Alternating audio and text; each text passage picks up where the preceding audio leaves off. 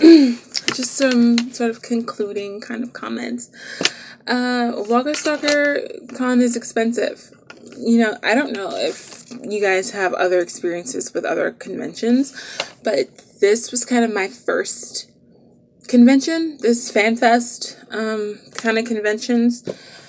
So the first one that I went to was Heroes and Villains, and then the Walker Stalker Con. I think they're run by the same company.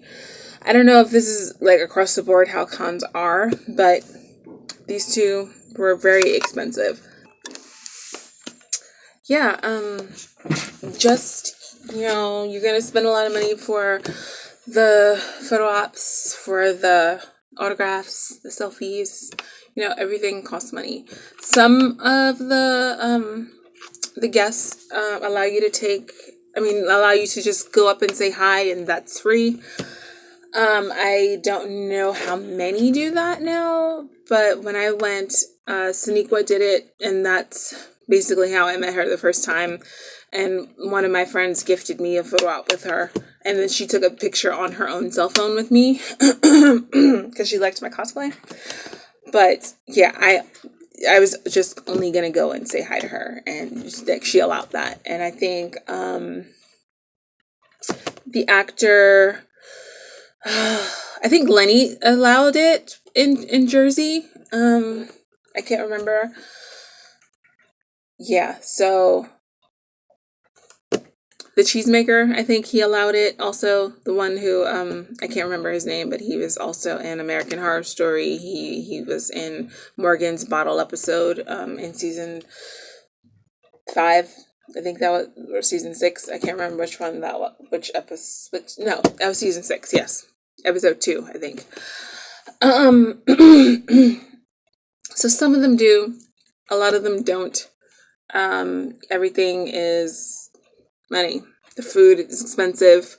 I made sure to eat before I went this time or after. I went to the convention because the convention food is expensive and sucks. Honestly, I don't like any kind of like convention or like movie theater food or like park food. Anyway, that's my opinion. I think it's all overpriced and not good. What else? And then the vendors, their stuff is expensive, especially like stuff that you can get elsewhere cheaper. It's like ridiculous how much some stuff costs. The super original things, okay, but like a t-shirt, the same t-shirt with a Daryl's wings on it, it's like $40 there. I'm exaggerating, but like $40 there when you can get it for $10 online, just waiting an extra couple of days, whatever. But I didn't get a lot of merch, so I can't really speak to how the vendors are, other than what I just saw kind of in passing. So, and I don't like to, I saw watching videos like these, like some vendors had like really cool things, but I don't know about you guys, but I don't feel comfortable going up to vendors and like looking at their stuff knowing that I'm not going to buy anything. Even if it's cool, it's like for some things like, okay, what am I gonna really do with this? Like I saw somebody had posted about a vendor selling TWD coloring books, like for adults. And that's like really cool, but it's like, okay, am I gonna really use it?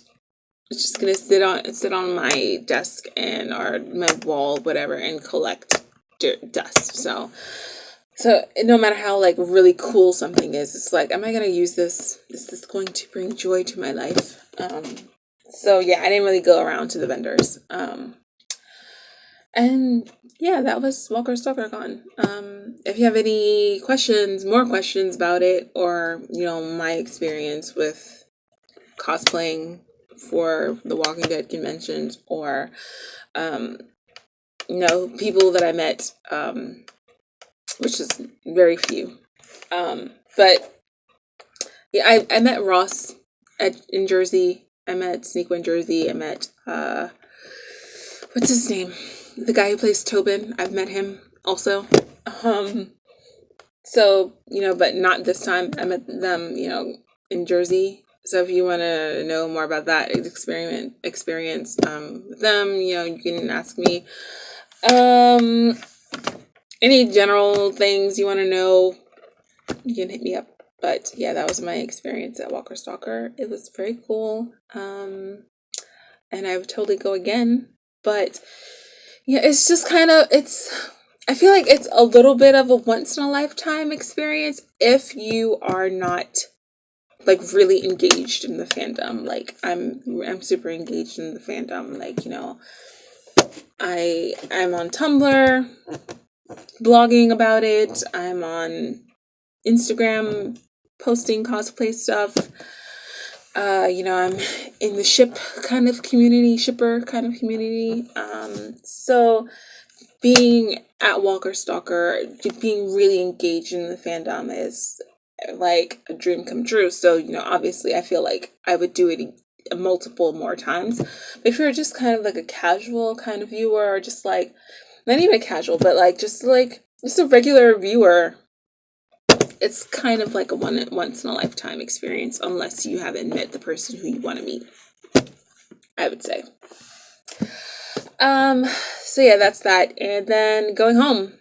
So I got home at a different airport than when I went.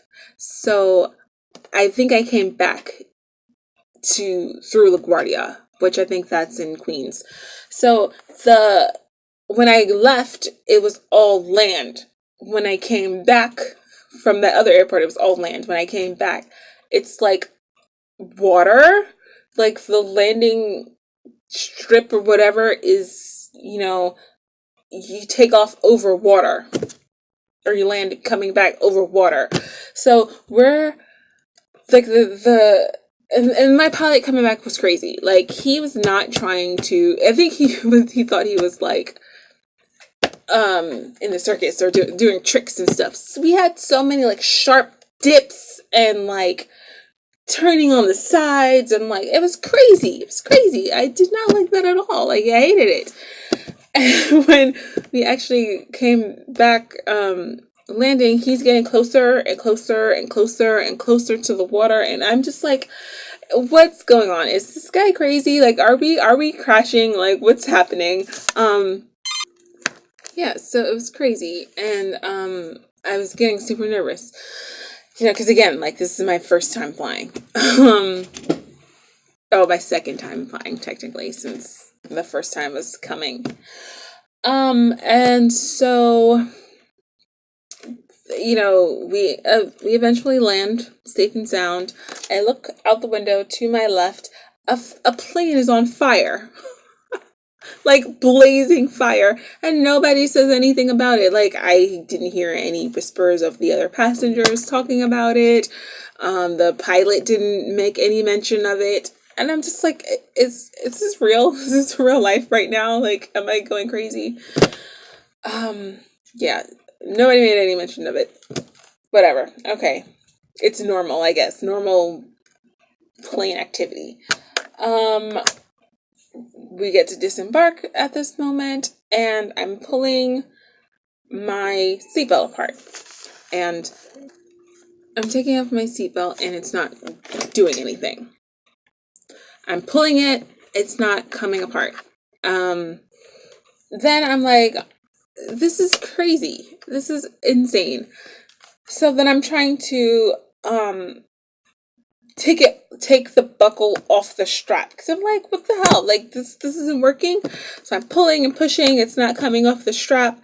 And then I'm like, let me record this, because I'm going to take it to the airline, and I'm going to be like, if this was an emergency, I would have died because your faulty seatbelt. And then the lady who's next to me looks over to me, and she just like flicks up the thing, and my seatbelt pops open, and we both just look at each other and start dying laughing, because I'm being over dramatic. She's like looking at me like I'm retarded. Like, it literally says lift here on the seatbelt, lift here. And I'm doing everything but lifting here. And it was just so embarrassing and hilarious and like, yeah. And I don't think I have the video anymore. I think I deleted it because I was so embarrassed. But yeah, that was everything. That was my experience with this Atlanta trip. And I really wanted to vlog it, but there was just so much going on that I didn't have the energy or the time to do it, and I was sick. But yeah, it was a great experience. You should definitely do it. I don't think that I'm going to put the pictures in the video, or no, I don't think I'm gonna put the pictures in the video, or like I said, I was going to do, because they're all on Instagram. So if you want to see the videos